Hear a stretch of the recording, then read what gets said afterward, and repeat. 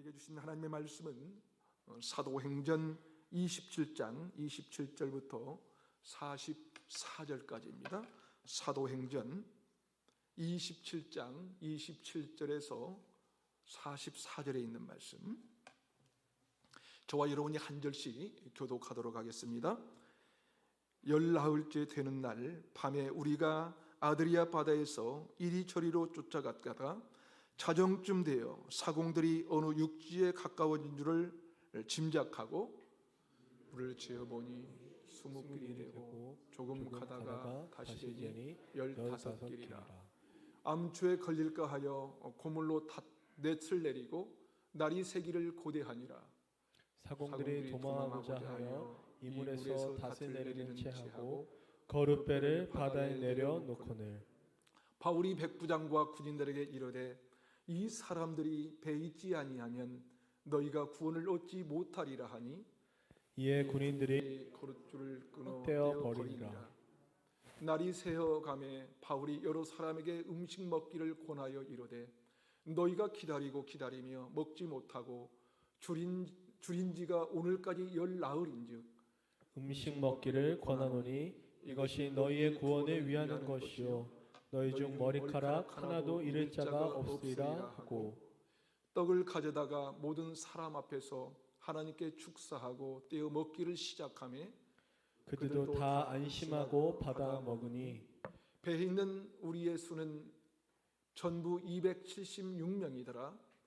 배부르게 먹고 밀을 바다에 버려 배를 가볍게 하였더니, 날이 새매 어느 땅인지 알지 못하나 경사진 해안으로 된 항만이 눈에 띄거를 배를 거기에 들여다 댈 수 있는가 의논한 후 닷을 끊어 바다에 버리는 동시에 키를 풀어 늦추고 돛을 달고 바람에 맞추어 해안에 향하여 들어가다가 두 물이 합하여 흐르는 곳을 만나 배를 걸매 이 물은 부딪혀 움직일 수 없이 붙고 고물은 큰 물결에 깨어져 가니, 군인들은 죄수가 헤엄쳐서 도망할까 하여 그들을 죽이는 것이 좋다 하였으나, 백부장이 바울을 구원하려 하여 그들의 뜻을 막고 헤엄칠 줄 아는 사람들을 명하여 물에 뛰어내리며 먼저 육지에 나가게 하고 그 남은 사람들은 널 조각 혹은 배 물건에 의지하여 나가게 하니 마침내 사람들이 다 상륙하여 구조되니라.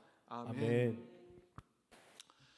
요즘 청년들이 참 취업하기도 힘들고 일자리 찾기가 쉽지 않은데요. 그래서 이런 웃지 못할 유머가 있습니다. 여러분, 20대에 취업을 하면 뭐라고 하는지 아십니까? 가문의 영광이라고 합니다. 가문의 영광. 30대 직장을 다니고 있으면 동네 잔치할 일이라고 하고요. 40, 50대가 아직 퇴직을 안 했으면 국가적 경사, 60, 70대가 아직도 은퇴를 안 하고 직장을 다니고 있으면 세계 8대 불가사의라고 합니다. 그리고 한국에서 여전히 사업을 하고 있으면 뭐라고 하는지 아세요? 21세기판 한강의 기적이라고 한답니다. 서글픈 시대상이지요. 이런 시대 속에서 젊은이들을 생각하면서 그런 고민이 참 많습니다. 어떻게 하면 교회가 젊은이들에게 도움을 줄 수 있을까? 요즘 젊은이들에게 예수 믿으라고만 할 것이 아니라 어떻게 도움을 줄 수 있을지 참 고민이 되는 것입니다. 우리가 그들을 어떻게 섬길 수 있을까 생각이 드는 것이죠. 교회가 이 사회와 젊은이들을 세우고 살리는 일에 쓰임받아야 하지 않겠습니까? 그런데 사실은 그러기가 쉽지가 않아요. 우리 교회도 작지만 할 수 있는 게 무엇일까 깊이 생각하고 또 기도하며 젊은이들과 함께 살아나도록 사역이 펼쳐지기를 간절히 바랍니다. 젊은이들만이 아니죠. 가족을 살리기 위해서 불어오는 인생의 바람을 견디고 서 있는 이 시대의 가장들에게는 언제나 바람이 불어온다고 합니다. 특히 최근에는 어려워진 경제적 황풍으로 인해서 인생 자체가 흔들리고 있는 가장들이 참 많다고 하는데요. 더욱 안타까운 것은 경제적인 광풍이 불면 인간관계를 비롯해서 삶의 모든 영역이 광풍이 불어온다는 것입니다. 경제적인 광풍이 불면 가족이 더 단합하고 아끼고 더 사랑해야 하는데 사실은 더 원망스럽고 또 힘들어져서 가족이 무너지고 인간관계가 깨지는 경우가 얼마나 많은지 모릅니다. 오늘 본문은 감당하기 어려운 유라굴로라는 광풍을 만나 난파되는 상황 속에서 배 안에 있는 모든 사람들이 구조되는 장면입니다. 그렇다면 그들은 어떻게 다 구조되고 함께 살아남을 수 있었을까요? 우리의 가정이나 우리의 공동체가 광풍이 만났을 때 어떻게 다 구조되고 함께 살아남을 수 있을까요?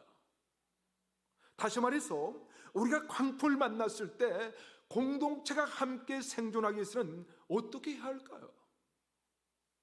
첫 번째로 이기적인 마음을 버려야 합니다. 이기적인 마음을 버려야 된다. 오늘 보면 44절은 이렇게 기록합니다.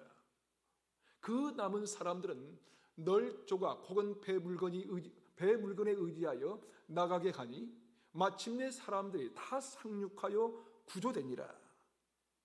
여러분, 난파된 배에서 바울만 구조되니라 이게 아니에요. 마침내 뭐라고 합니까? 사람들이 다 상륙하여 구조되니라. 배에 승선한 모든 사람들이 다 함께 구조됐다는 거예요.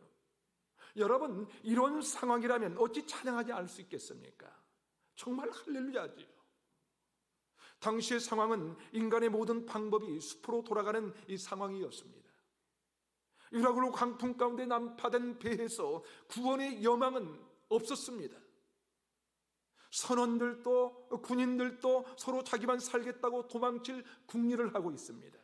그런데 그런 상황에서 모든 사람들이 다 구조되었다는 거예요. 여러분, 사실 인간은 홀로 생존할 수 있는 존재가 아닙니다.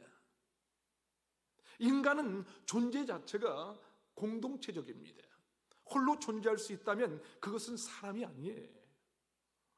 그러기에 우리 인생에 강풍이 불면 우리는 그 어느 때보다도 다른 사람을 배려할 줄 알아야 합니다.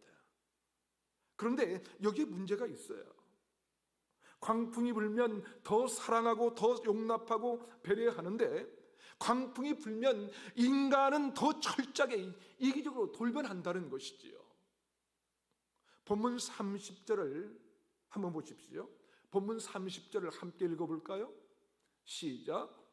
사공들이 도망하고자 하여 이 물에서 닻을 내리는 제하고 거룻배를 바다에 내어놓거늘. 여러분, 사공들이 무엇을 하고 있습니까? 지금 뭘 하고 있어요? 거룻배를, 다시 말해서 구명보트를 바다에 내리고 있습니다. 왜일까요? 왜 그렇습니까? 사람들을 살리기 위해서일까요? 아닙니다. 오늘 본문에 보니까 도망하고자 하여 자기들만 도망하려고 닻을 내리는 척하면서 사실은 구명보트인 거룻배를 내리고 있는 것입니다. 하지만 이게 이해가 되지 않습니다. 지금 이들은 망망한 바다에 있거든요. 망망한 바다에서 구명보트로는 며칠도 버틸 수 없기 때문입니다. 그럼에도 불구하고 그들은 자기들만 살겠다고 도망칠 궁리를 하고 있는 거예요. 여러분, 그렇습니다. 인간은요, 본래 죄의 종입니다. 사실은 나만 생각하는 것이 뼛속까지 들어가 있는 존재예요. 그렇게 유라굴로 같은 광풍을 만났을 때 함께 살아난다는 것은 쉬운 일이 아니지요. 더욱이 인간의 마음은 광풍이 불 수 있도록 불수록 더 이기적이게 되거든요. 여러분, 가정에서도 그렇잖아요. 어려울수록 가족이 단합하고 하나가 되어야 하는데 그게 쉽지가 않아요. 최근 코로나 이후 전 세계적으로 이혼율이 증가했다고 합니다. 사회적 거리두기로 인해 대인관계가 감소화되고 재택근무가 증가하면서 부부가 집안에서 함께 있는 시간이 늘어나서 긍정적인 측면도 있지만 갈등도 심해진 거예요. 갈등도 심해져서 이혼율이 증가가 됐다고 합니다. 그래서 최근 이 코로나 이혼이라는 신조어가 생겼다고 하죠. 그러나 다행히도 한국은 의외라고 해요. 의외입니다. 왠지 아세요? 첫 번째 이유가 시월드와 멀어졌기 때문이랍니다. 시대가 멀어졌기 때문이라는 거예요. 사회적 거리두기 조치로 인해서 굳이 명절이나 시댁 경조사에 참석하지 않아도 묵인하는 이 사회적 분위기가 형성이 되었거든요. 그래서 시댁과의 갈등도 줄어들고 이것이 이혼율 감소로 이어졌다는 것이지. 두 번째 이유는 코로나로 직장 회식이 감소했기 때문이라고 해요. 왜냐하면 한국인들은 직장 회사도 간단한 식사에 그치지 않고 2차, 3차로 이어지고 귀가 시간이 늦어지면서 이런 일이 반복되면 부부간의 갈등이 증가되고 이혼의 사유가 되는 것이지. 그런데 회식이 없어졌으니 그런 갈등이 감소가 되었다는 것입니다. 코로나로 인해 전 세계적으로 이혼율이 증가하는 가운데 한국의 이혼율이 감소됐다는 것은 기쁜 소식인데요. 그렇지만 그 이유가 시댁과의 갈등, 직장 회사 문화의 특수성이라서 한편으로는 슬프기도 한 어찌 보면 우픈 현실이 아닌가 생각이 됩니다. 그러나 여전히 우리나라가 이혼율 OECD 1위, 노인 빈곤율도 1위, 최저 출산율 1위라고 합니다. 특별히 이혼율이 가장 높은 그 이유가 성격 탓이라고 하지만은 사실 그 베이스는 경제적인 문제라고 해요. 경제적인 문제, 돈 문제가 깔려 있는 것을 우리는 보게 됩니다. 그래서 경제적인 풍랑이 오면 인간 관계의 풍랑이 오는 거예요. 믿었던 사람들과의 관계가 다 깨지게 된다는 거예요. 오늘 본문에 있는 사공들도 어떻게 보면 바울의 반대에도 불구하고 선원과 선주들이 그 말만 듣고 절대 가지 말아야 하는 이 돌풍이 예상되는 바다를 항해했잖아요. 한마디로 광풍을 만난 것이 선원과 선주가 책임자들이죠. 그런데 그 책임자들이 더 이기적으로 돌변하고 있습니다. 28절과 29절을 함께 읽어볼까요? 28절, 29절 함께 읽겠습니다. 시작. 물을 재어보니 20길이 되고 조금 가다가 다시 재니 15길이라. 암초에 걸릴까 하여 고물로 닷넷을 내리고 날이 새기를 고대하니라. 물을 재어보니까 점점 줄어들고 있는 것은 육지가 가까워졌다는 거예요. 그러면 어떻게 해야 하죠? 어떻게 해야 됩니까? 여러분, 육지가 가까워졌습니다. 이제 안심하고 우리가 힘을 냅시다. 우리가 힘을 냅시다. 이렇게 얘기하죠. 그런데 어떻게 말하고 있어요, 지금? 그냥 거룻배를 이용해서 자기들만 빠져나가고 날이 새기를 기다리고 있습니다. 그런데 여러분, 이런 모습이 혹시 우리들의 모습은 아닌가? 우리들의 모습은 이런 일이 계속해서 일어날 때 우리가 기억해야 할 것이 있어요. 기억해야 할 것은 내 안에 있는 이기적인 마음을 확인하는 것입니다. 그래서 이기적인 마음을 발견하고 주님, 제가 죄인입니다.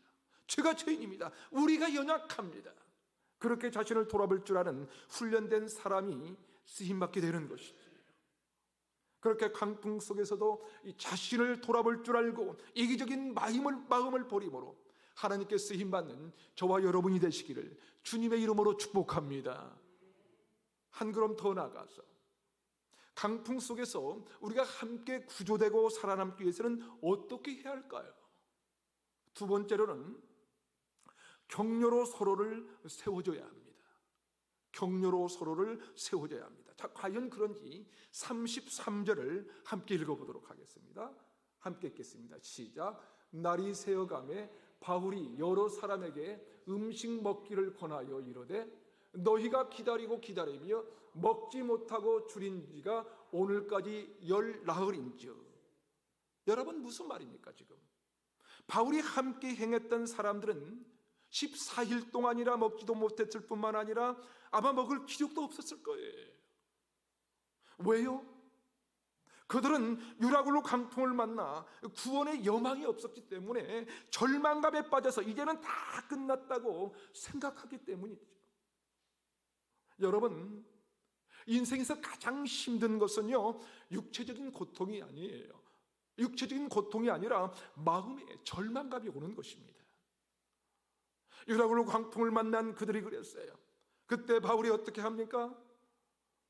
바울은 먹기를 원합니다. 그리고 사람들에게 먹어야 한다고 말을 해요. 그래도 사람들이 안 움직이니까 어떻게 했냐면요, 34절과 35절에 이렇게 기록합니다. 우리 함께 읽어보도록 하겠습니다. 시작. 음식 먹기를 권하노니 이것이 너희의 구원을 위하여는 것이요 너희 중 머리카락 하나도 잃을 자가 없으리라 하고 떡을 가져다가 모든 사람 앞에서 하나님께 축사하고 떼어 먹기를 시작하매. 무슨 말입니까? 바울이 먹어야 한다고 말해도 아무도 먹지 않자 바울이 하나님께 축사하고 먼저 떼어 먹기를 시작한 거예요. 여러분, 격렬한 그런 것입니다. 많은 말이 필요한 게 아니에요. 말이 필요한 게 아니라 그 사람의 마음을 아는 거예요. 그 사람의 마음을 알고 자기도 힘들지만 그렇게 먼저 해보는 거예요. 그게 참 격려가 되는 것입니다. 바울이 정말 멋있는 사람 같지 않습니까? 정말 소망이 없고 좌절 가운데 아무런 의욕도 없는 상황에 먼저 행동으로 보여주면서 다른 사람들을 격려하는 사도 바울. 저와 여러분이 바로 이런 바울과 같은 격려자가 되었으면 참 좋겠습니다. 그렇게 먼저 눈물의 떡을 떼는 모습을 보면서 그것을 보는 많은 사람들이 그렇게 생각하지 않았을까요? 저 사람도 똑같이 절망했을 텐데, 살 소망이 끊어진 그 순간에 힘들고 기억도 없지만 우리가 더 다 구원받게 될 테니 먹어야 된다고 우걱우걱 힘써 먹는 이 바울의 모습을 보면서 저 사람은 정말 믿음의 사람이구나, 믿음의 사람이야 생각하며 그들에게 큰 격려가 되었을 것입니다. 그런데 여러분, 문제는 우리가 격려를 잘하지 못한다는 거예요. 우리는 누구가 힘들어할 때 뭐라고 하죠? 야, 너만 힘들어? 나도 힘들어. 이런 얘기를 합니다. 이런 얘기를 하는 거예요. 그런데 오늘 본문의 바울은 어떻게 했어요? 사실 바울은 최근 2년간 아무런 죄도 없었는데 억울하게 재판을 받았습니다. 재판을 받으면서 얼마나 힘들고 고통스러웠을까요? 우리라면, 아니 저라면 그랬을 거예요. 너만 힘들어? 너만 힘들어? 난 아무 죄도 없는데 이런 일을 당하고 있다고 하면서 분통을 터뜨렸을 것입니다. 그런데 오늘 바울은 한마디도 원망의 말이 없어요. 도리어 자기들만 도망치려는 사공들에게까지 식사를 권합니다. 식사를 권하고 그들이 움직이지 않자 바울이 먼저 떡을 떼는 거예요. 여러분 중에 한 사람도 머리카락 하나 상하지 않을 테니 안심하라고, 안심에 격려하고 있는 것입니다. 그러자 어떤 일이 일어났습니까? 36절에 보니까 그들도 다 안심하고 받아 먹었다고 기록하고 있습니다. 그 사람들의 숫자가 몇 명이었습니까? 37절에 보니까 276명이었습니다. 여러분, 강풍을 만나자 조금이라도 배에 가벼워지도록 이미 먹을 것을 다 버려버렸어요. 바다 밖으로 버려버렸어요. 그런데 어떻게 그 많은 사람들이 먹을 수 있었을까요? 35절에 보니까 바울이 떡을 가져가다가 모든 사람 앞에서 하나님께 축사하고 떼어 먹기를 시작하며, 바울이 떡을 가져다가 모든 사람 앞에서 무엇을 했습니까? 무엇을 했어요? 하나님께 축사하고, 하나님께 축사하고, 축사했다는 것은 감사했다는 것입니다. 여러분, 우리 같으면 이게 감사할 일입니까? 아니죠. 그런데 바울은 감사 기도를 하고 떡을 나눴다는 거예요. 이 부분을 맥스 앤더스 그 메인 아이디어로 푸는 사도행전 강해서를 보면 어떻게 해석을 했냐면요, 바울은 주권적인 창조주 하나님께 소리내어 기도하며 음식뿐 아니라 분명히 구원까지도 감사할 것이다 라고 기록합니다. 아마 이렇게 기도하지 않았을까요? 하나님의 주권을 선포하면서 우리의 주권자는 하나님이십니다. 하나님이십니다. 하나님, 그래도 이렇게 먹을 것이 남아 있어서 감사합니다. 하나님께서 반드시 우리를 구원해 주실 것을 믿습니다 라고 고백한 것이죠. 어찌 보면 떡을 떼기 전에 바울의 축사가 그들의 마음을 움직인 거예요. 그렇습니다. 우리의 기도로 누군가를 격려할 수 있습니다. 기도로 격려할 수 있는 거예요. 눈물 나게 힘들고 고난당한 사람 앞에 이 피상적인 기도가 아니라, 하나님, 내 친구가, 우리의 지체가 당한 이 고난 가운데서 반드시 구원해 주실 것을 믿습니다 라고 고백하며 전심으로 기도할 때 그 지체가 받게 되는 위로와 격려는 엄청날 것입니다. 바울의 감격스러운 축사 후 먹는 이 음식이 어쩌면 그들에게 이렇게 마지막 그 음식이었을지도 몰라요. 난파된 배에서 더 이상 먹을 것도 없고 배의 기구들도 다 버렸고 스스로 할 수 있는 어떤 것도 없는 그런 상황 속에서 드러난 이 감사의 기도가 그들의 마음을 안정시켜서 36절과 37절이 이렇게 있게 된 것입니다. 여러분, 276명의 사람들이 격려받을 수 있었던 것처럼 우리가 누군가에게 격려할 수 있는 사람이 되었으면 좋겠습니다. 사실 격려자가 된다는 것보다 더 큰 축복은 없는 거예요. 그런 축복이 저와 여러분에게, 그리고 우리 루야교회 공동체 가운데 있기를 주님의 이름으로 축원합니다. 마지막으로 우리가 다 구조되고 함께 살아남기 위해서는 어떻게 해야 할까요? 세 번째로, 섭리하시는 하나님을 함께 바라봐야 합니다. 섭리하시는 하나님을 함께 바라봐야 된다. 38절을 함께 읽어볼까요? 38절 시작. 배부르게 먹고 밀을 바다에 버려 배를 가볍게 하였더니. 여러분, 이들이 강풍에서 함께 살아남기 위해서 선원들만 도망가려고 했던 이 거룻배를 끊어버렸어요. 다시 말해서 이기적인 마음을 끊어버린 거예요. 그리고 나서 모든 기력이 쇠한 그들을 위해 하나님께 감사하면서 마지막이 될 수도 있는 그 음식을 가지고 나눠 먹기 시작했어요. 그렇다면 이제 이들은 하나님의 도와주시기만을 기다리면 되었을 텐데, 이들은 뭘 했습니까? 믿음의 행동을 했어요. 믿음의 행동. 그렇습니다. 여러분, 믿음이 있으면 행동하게 됩니다. 믿음이 있으면 행동하게 되는 거예요. 믿음과 행동은 분리되는 것이 아니에요. 동전의 앞뒤면과 같은 것이지. 그들에게 아직도 남아있는 밀이 좀 있었던 것 같습니다. 그것을 그들은 버렸어요. 그것뿐이 아니었어요. 39절과 40절을 함께 읽어보도록 하겠습니다. 함께 읽겠습니다. 39절 40절 시작. 날이 새매 어느 땅인지 알지 못하나 경사진 해안으로 된 항만이 눈에 띄거를 배를 거기에 들여다 댈 수 있는가 의논하는. 닻을 끌어 바다에 버리는 동시에 키를 풀어 늦추고 돛을 달고 바람에 맞추어 해안을 향하여 들어가다가 39절에 보니까 그들이 뭘 했습니까? 지금 뭘 했어요? 항만이 눈에 띄자 배를 항만에 댈 수 있는가 의논했어요. 의논했다. 무슨 말입니까? 여러분, 의논했다는 것은 자기들이 할 수 있는 모든 노력을 다 했다는 거예요. 사실 이전에는 의논하지 않았어요. 바울의 생각과 선원들의 생각이 달랐어요. 그런데 이제는 함께 살기 위해서 함께 의논한 거예요. 여러분, 잘 되는 가정, 잘 되는 공동체는요, 의논을 잘해요. 의논을. 잘 되는 교회, 잘 되는 나라는 의논을 잘합니다. 그런데 안 되는 가정은 서로 달랐어요. 난 맞고 넌 틀렸다고 말합니다. 넌 틀렸어. 의논하는 것이 아니라 혼자 결정하고 일방적으로 통보해버려요. 모든 공동체 의논은 어디에서 이루어질 수 있냐면 이기적인 마음을 끊어버리고 격려할 때 가능한 거예요. 사랑하는 여러분, 함께 의논하는 가운데 하나님이 계십니다. 함께 의논하는 가운데 하나님이 계시는 거예요. 그래서 마태복음 18장 20절에 이렇게 말씀하시죠. 두세 사람이 내 이름으로 모인 곳에는 나도 그들 중에 있느니라.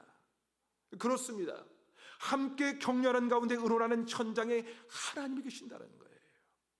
이런 가정은 우리가 아무리 강풍이 불어도 겁날 것이 없는 것이지요. 이런 교회는 아무리 유라굴로가 물려와도 겁낼 것이 없어요. 그러게 하나님을 신뢰한다는 것은 내가 할 일은 아무것도 안 하고 넋놓고 있는 것이 아니에요. 그게 아니라 하나님이 주신 마음으로 서로를 격려하고 의견을 존중하면서 함께 의논하기 시작한다는 것이죠.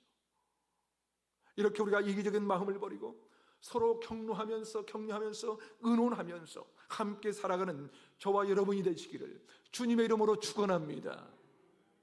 그런데 중요한 것은요, 우리가 이런 의논이 잘 안 된다는 거예요. 오늘 본문에 보니까 그렇게 의논하는 가운데 삐지는 인간들이 있어요. 삐지는 인간들이. 41절을 한번 보십시오. 41절을 함께 읽어보겠습니다. 시작. 두 물이 합하여 흐르는 곳을 만나 배를 걸매 이 물은 부딪혀 움직일 수 없이 붙고 고물은 큰 물결에 깨어져 가니.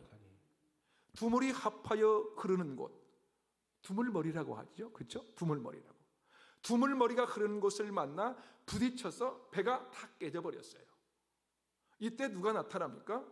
42절에 보니까 이렇게 기록합니다. 군인들은 죄수가 헤엄쳐서 도망할까 하여 그들을 죽이는 것이 좋다 하였으나. 여러분 어떻습니까? 모두들 자기만 생각하는 모습이 보이십니까? 자기만 생각하는 거예요. 사공들은 그 육지가 가까워오자 거룻배를 어떻게 합니까? 바다에 내려놓고 자기들만 도망하려고 하고 있어요. 42절에는 배가 난파되자 군인들은 죄수가 도망갈까 봐 죄수들을 죽일 생각을 합니다. 죄수가 도망가 버리면 군인들은 살아도 산 목숨이 아니거든요. 그러니까 군인들도 자기 입장만 생각하고 있는 거예요. 그런데 역시 백부장은 달랐어요. 43절에 백부장이 뭐라고 합니까? 백부장이 바울을 구원하려 하여 그들의 뜻을 막고 헤엄칠 줄 아는 사람들을 명하여 물에 뛰어내려 먼저 육지에 나가게 하고. 여러분, 백부장도 군인으로서 책임의식이 강했을 텐데 왜 백부장 율리오는 바울을 구원하려고 했을까요? 왜 그렇습니까? 그것은 백부장은 바울을 통해 하나님의 섭리하심을 본 거예요. 다시 말해서 하나님께서 섭리하셔서 백부장의 마음을 움직이게 하신 것이지요. 이때 백부장의 역할이 없었다면 사실 바울은 로마로 갈 수가 없었어요. 그러게 광풍 가운데 함께 살아남기 위해서는 섭리하시는 하나님을 함께 바라보아야 합니다. 믿음의 눈을 갖지 못한 많은 사람들이 있었음에도 불구하고 하나님은 바울을 구원하려고 군인들의 뜻을 막게 하셨던 것입니다. 그러니까 백부장의 마음을 움직인 것은 바로 하나님의 섭리였던 거예요. 백부장을 통해 죄수를 죽이려는 것을 하나님 막아주신 것이죠. 백부장을 통해 그렇게 막아주심이 있었기 때문에 바울이 로마에 가서 가이사 앞에 설 수가 있을 거예요. 바로 그것 때문에 우리가 복음을 듣게 되고 지금 여기에 있는 것입니다. 저와 여러분이 오늘 이곳에서 함께 예배하는 것이 바로 그 하나님의 섭리 가운데 있다는 사실입니다. 그 하나님의 섭리하심을 믿으면서 오늘의 강풍을 바라본다면 그 강풍이 나에게, 우리에게 얼마나 놀라운 간증으로 바뀔까요? 그래서 강풍이 많은 사람일수록 더 많은 사람에게 위로가 되는 것입니다. 제가 이 자리에 서 있게 된 것도 그렇습니다. 저에게도 젊은 날에 아미라는 유라굴로 강풍을 만나서 이 구원의 여명이 없던 저를 살려주시고 살아계신 하나님을 만났기에, 다시 말해서 이 섭리하심이 있었기에 오늘 제가 여기에 있는 것입니다. 부족하지만 이렇게 주의 종으로 세워주셔서 제가 경험한 하나님, 제가 만난 하나님을 증언하는 자로 살도록 하나님께서 섭리하시고 이끌어주신 것을 고백합니다. 저는 존 파이퍼 목사님의 이 하나님의 섭리라는 책에서 위대한 시인자 크리스찬인 윌리엄 쿠퍼의 시를 소개하고자 합니다. 그 시는 이렇게 쓰고 있습니다. 아둔한 지각으로 주님을 판단하지 말고 다만 그분의 은혜를 신뢰하라. 잔뜩 찌푸린 섭리 뒤에 미소 가득히 부어오는 숨어 계시네. 사랑하는 여러분, 혹시라도 인생의 유라굴로 강풍 가운데 구원의 여망조차 없다고 생각이 되십니까, 여러분? 혹시라도 인생의 배가 난파되기 직전에 있는 분 계십니까?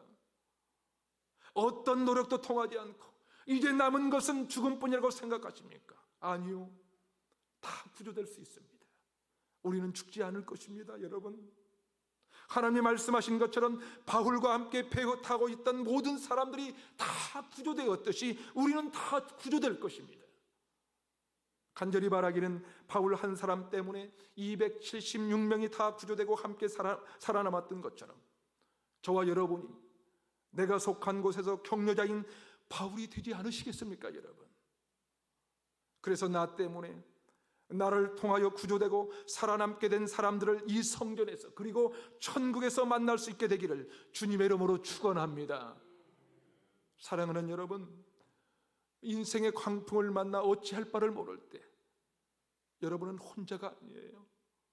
여러분은 혼자가 아니라 누약의 공동체란 배에 함께 승선하고 있다는 것을 여러분 기억하십시오. 왜입니까? 저와 여러분을 위해서 주님께서 십자가 지시고 그분의 고귀한 핏값으로 우리를 대속하시고 사셨기 때문입니다. 그리고 그 사랑의 주님이 머리에 진 누야교회라는 한 배에 우리 한 사람을 예수 그리스도의 지체로 부르셨기 때문입니다. 간절히 소원하며 기도하는 것은 광풍을 만난 한국교회, 난파당한 것 같은 한국교회 가운데 함께 생존하기 위해서 우리가 이기적인 마음을 버리고 서로를 배려해야 합니다. 서로를 격려함으로 함께 세워가는 교회 공동체가 되기를 소원합니다. 무엇보다도 광풍 가운데 난파되는 배에서도 하나님의 섭리하심을 바라보며 다 구조가 되고 함께 살아남는 우리의 가정과 누야교회 공동체, 나아가 한국교회와 대한민국 호가 되시기를 주님의 이름으로 축원합니다. 함께 기도하시겠습니다.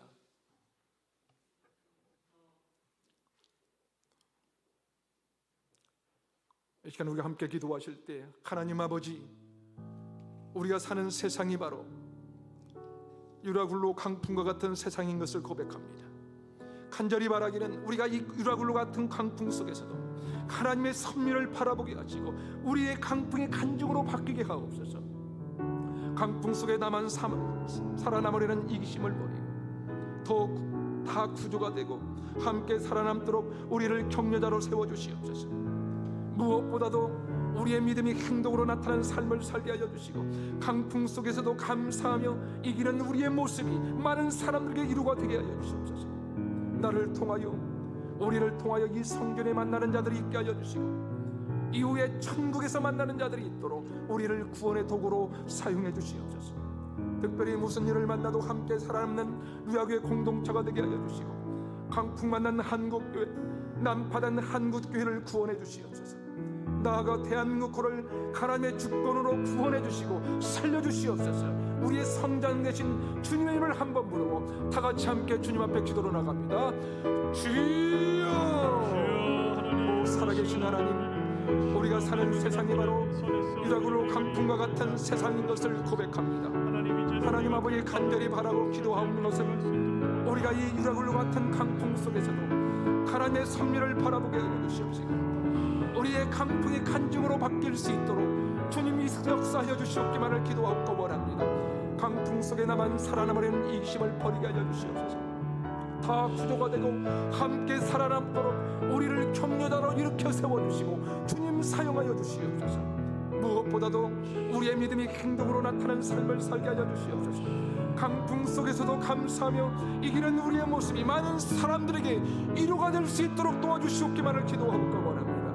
하나님 아버지, 나를 통하여 우리를 통하여 이 성전에서 만나는 자들이 있게 하여 주시고 이후에 천국에서 만나는 자들이 있도록 우리를 구원의 도구로 마음껏 사용해 주시옵기만을 기도하고 원합니다. 아버지 하나님, 특별히 무슨 일을 만나도 함께 살아남는 누야교회 공동체가 되게 하여 주시고 강풍 만난 한국교회, 난파된 한국교회를 구원해 주시옵기만을 기도하고 원합니다. 나아가 대한민국호를 하나님의 주권으로 구원해 주시고 주님 살려주셨어. 하나님이 기뻐하는 하나님의 시선이 멈추는 우리 조국 대한민국이 될 수 있도록 주님 도우시고 역사하여 주시옵소서. 오 주님, 도와주시옵소서. 유라굴로 강풍 속에 바울을 통해 구원의 하나님을 보여주시고 확신시켜 주셔서 아무런 소망이 없고 좌절 가운데 있던 사람들을 다 구조하시고 함께 살리신 하나님, 우리도 그렇게 사도 바울과 같은 위로자요 격려자가 되기를 원합니다. 강풍 속에 나만 살아남으려는 이기적인 자가 아니라 다른 사람을 배려하는 자가 되게 하여 주시고 우리의 믿음이 행동으로 나타나도록 도우시고 인도해 주시옵소서. 특별히 우리의 강풍이 도려 많은 사람에게 위로가 되게 하여 주시옵소서. 하나님 아버지, 강풍 속에 섭리하시는 하나님을 함께 바라보게 하시고 감사함으로 함께 떡을 떼며 삶을 나누는 우리 지체들이 되게 하여 주시옵소서. 우리의 전산을 통해 주의 뜻 이루며 함께 생존하는 누야교회 공동체가 되고 한국교회가 되며 대한민국 호가 되기를 간절히 원하옵고 우리의 선장 되시는 예수님의 이름으로 간절히 기도하옵나이다. 아멘, 아멘.